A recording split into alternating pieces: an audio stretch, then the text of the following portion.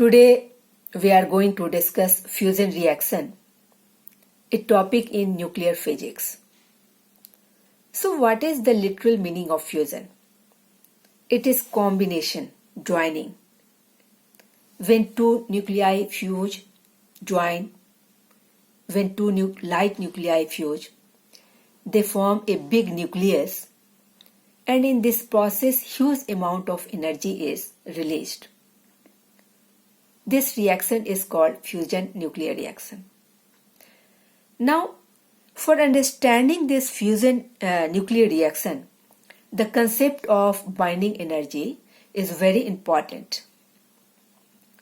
You know nucleons like protons and neutrons, these are nucleons. So when these nucleons combine with each other to form a nucleus, then you will find that the mass of this nucleus is less than the masses of its individual nucleons. There is a reduction in mass, and that reduction in mass is called mass defect. Now, from Einstein's special theory of relativity, it is proved that the reduction is in mass, the mass defect, is equivalent to the binding energy released. So when the nucleons are bound with each other to form a nucleus, some energy is released that is called binding energy. Now see this binding energy per nucleon versus mass number graph, and for light nuclei, for mass number less than 30. And you will find that when light nuclei like 2 deuteron with atomic number 1, mass number 2 will combine with each other, they may form a helium nucleus with more binding energy per nucleon. It means it has released humongous amount of energy while binding. Here mass will be reduced and energy will be released in the form of binding energy. And the reaction is called fusion reaction. So fusion reaction takes place for all the nuclei which has mass number less than 30 small mass numbers. So from here you can define that when light nuclei combine with each other, it forms a heavy nucleus with release of huge amount of energy. And this reaction is called fusion reaction. We have some examples of fusion reaction. I am writing one by one. Here you have two protons. When they combine, they form a deuteron. You can see here that as per Rutherford and Soddy law, the mass number is conserved 2 and 2, but charge is not conserved here. Charge is less, and therefore we will add one positron here. Now the charge is same on the both sides, and do remember that when a positron comes, it will be associated with release of one neutrino. Positron is associated with one neutrino, and electron is associated with emission of electron is associated with one anti-neutrino. So here charge and mass before and after this nuclear interaction is conserved, and here you have huge amount of energy which is equal to 0.42 mega electron volt is released in this process. So this is one fusion reaction. Now another fusion reaction can be addition of two deuterons. Here you have one deuteron formed. Now these two deuterons can be combined with each other by obeying the same law of nuclear interactions, Soddy law and Rutherford law. So they will be forming a light helium nucleus. Here you can see that masses are not conserved. Mass is less, but the charge is conserved. Charge is same on the both side of the reaction. So to conserve mass also, let me add here one neutron. Now here the mass also is conserved. And in this process, energy equal to 3.27 mega electron volt is released. There is another such reaction in which the same deuterons are combined in some another way. Now they are forming one proton and one triton. Here you can see that charges are conserved and masses are also conserved before and after this fusion reaction. And in this process, energy equal to 4.03 mega electron volt is released. So these are the examples of fusion reaction in which you have the light nuclei combined with each other and it is forming a heavy nuclei. And there is release of energy. Now for fusion reaction, for the combination of two light nuclei, the nuclei should come very close to each other. Until unless they are coming close to each other, they cannot combine. And these nucleons, protons have their Coulomb's repulsion force. They have a Coulomb's potential barrier. They are repelling each other. So until unless this potential barrier is not overcome by providing some energy, they cannot come to a reach of short range nuclear force. So a energy is needed for overcoming this potential barrier, this Coulombian repulsive force, and energy can be obtained.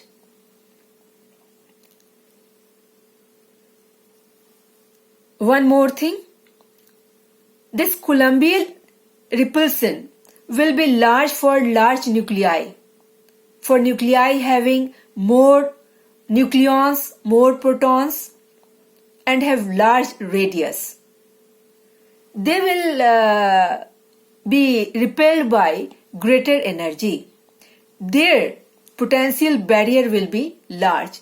So we need to provide large energy to overcome force of repulsion for large nuclei. Now this energy can be obtained numerically. You can see for two protons, we know potential energy is equal to K Q1 Q2 upon R. This is potential energy. This will be equal to 9 into 10 to the power 9, and Q1 Q2 charges on proton. This is equal to 1.6 into 10 to the power minus 19 and whole square, because two protons has two such charges, so power will be 2. Now they are to come close to nuclear size, and the size of nucleus is 2 to 3 femtometer. So you should write here 3 into 10 to the power minus 15. 1 femtometer means 10 to the power minus 15 meter. So potential energy is equal to this much joule. So this is the potential barrier which is due to Coulomb's repulsive force. Now this potential barrier can be converted into electron volt also. So let me find the value of this potential barrier that we need to overcome so that the charges may be put closer and in close range, so that nuclear short range force of attraction may comes into play. So this is your 3 into 10 to the power 9 into 1.6 into 10 to the power minus 19. And in electron volt, just divide this quantity by 1.6 into 10 to the power minus 19. And there is already 10 to the power minus 15. So this quantity is cancelled. And it comes equal to 4.8 into 10 to the power. So it will become 9 plus 15 minus 19 electron volt. And this is equal to 480 kilo electron volt. So this is the potential barrier. This much amount of energy is needed to be supplied. Now let us find the mean kinetic energy per nucleon. The concept that we have learnt into kinetic theory of gases. And this is your equal to 3 by 2 kT. So when they will become equal, then we can find the temperature needed to overcome the potential barrier due to Coulombian repulsive force. So equating this 1 and 2, 3 by 2, K is your Boltzmann constant, 1.38 into 10 to the power minus 23. And into T, this is equal to 480 kilo electron volt. And from here you can find the temperature is of the order of, this temperature can be calculated 2 into 480 kilo electron volt divided by 3 into 1.38 into 10 to the power minus 23 Kelvin. This temperature can be obtained in Kelvin, and this comes nearly equal to of the order of 10 to the power 9 Kelvin. So this much temperature is needed to put two protons closer and within the reach of nuclear interactions, short range force. But we know that the temperature of the core of the sun is order of only 10 to the power 7 Kelvin. Here we need a temperature of 10 to the power 9 Kelvin, and in sun's core temperature is only 10 to the power 7 Kelvin. So here we see that fusion reaction for thermal for mean kinetic energy for nucleons having energy equal to mean kinetic energy per nucleon is not possible. So the nucleons which have energy more than mean kinetic energy per nucleon will only cross the Coulombian potential barrier, and they come within the short range nuclear force. So let us discuss the proton-proton cycle taking place in the periphery of Sun, in the interior of Sun. What is proton-proton cycle? In Sun, following reactions takes place. One proton and one proton, two proton combine with each other to form one deuteron. And with this, there will be a release of one positron and one antineutrino and 0.42 mega electron volt. Now, you have one positron. This one positron combines with one electron, and then there is annihilation of mass. These are having masses. Electron and positron have mass. So they will convert into gamma ray. To gamma ray, there is annihilation of mass. And how annihilation? You can see in a gamma ray, this is massless, and electron and positrons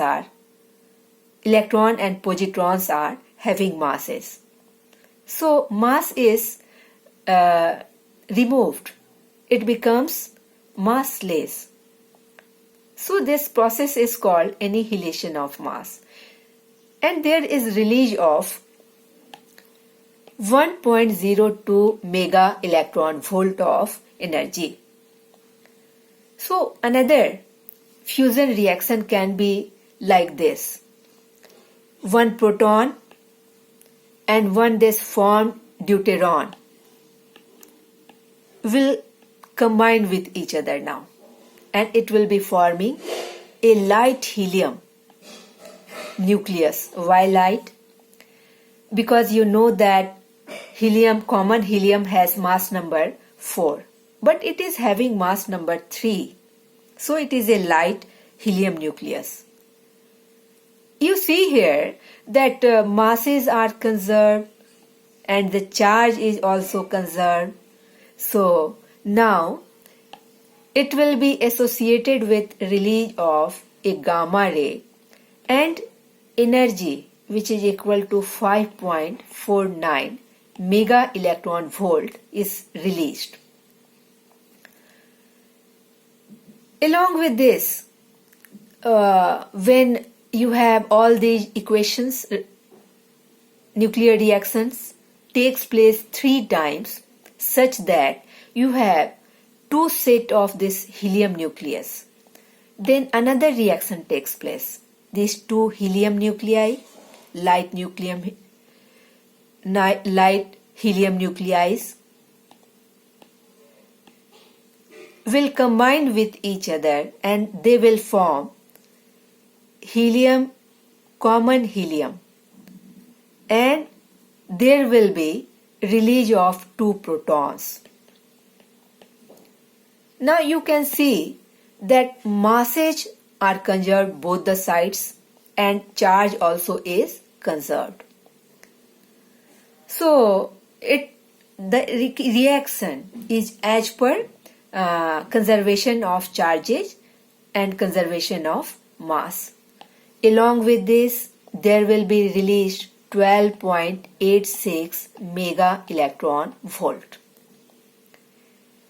Now you can add all these equations, combine all these equations, 3 equations. When you multiply these equations by 2 and this equation by 1, and when you will add all these equations, adding all these equations and cancelling common terms from both the sides, you find the end product of this fusion reaction, and this is your 4 protons combined with 2 electrons, and this gives you common helium nuclei.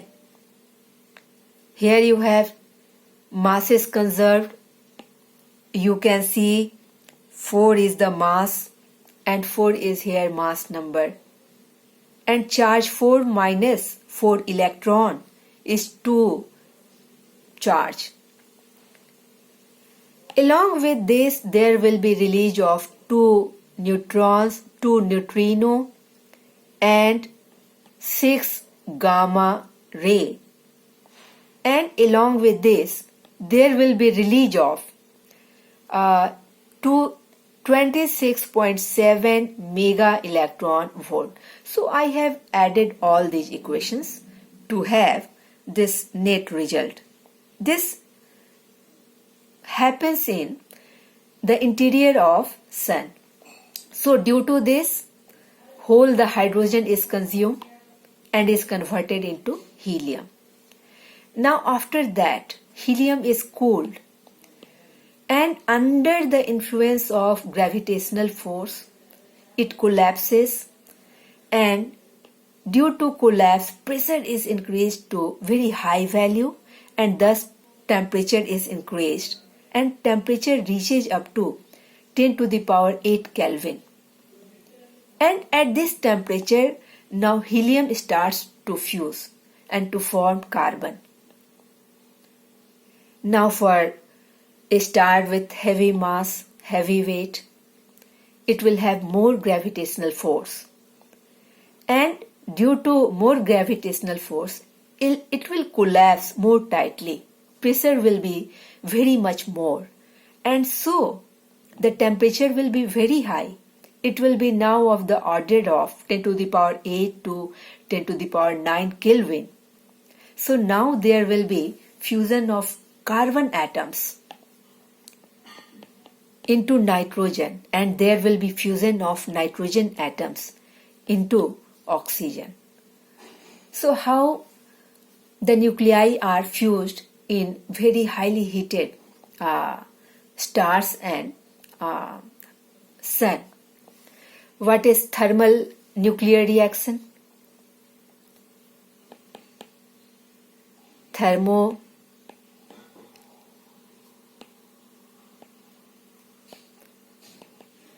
When nuclear fusion reaction is conducted by increasing temperature to a very high value, then such nuclear reaction is called thermonuclear reaction.